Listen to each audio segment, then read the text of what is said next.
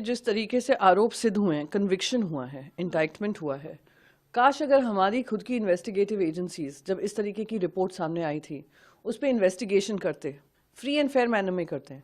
एक जो corporate governance की बात करते हैं, कॉर्पोरेट रिस्पॉन्सिबिलिटी की बात करते हैं, कॉर्पोरेट अकाउंटेबिलिटी की बात करते हैं, उसको ध्यान में रखकर अगर इंडस्ट्रियलिस्ट पे कोई कार्रवाई इन द सेंस कि उनसे कहें नियम कानूनों का पालन करें, पर हमने देखा कैसे एजेंसीज भी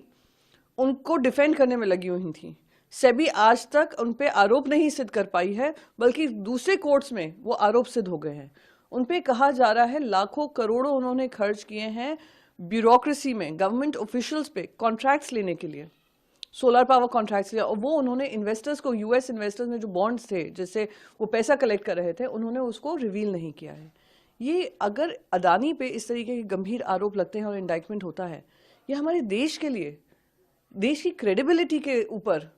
प्रश्न चिन्ह उठता है। सालों से कमाई हुई क्रेडिबिलिटी, सालों से कमाई हुई इज्जत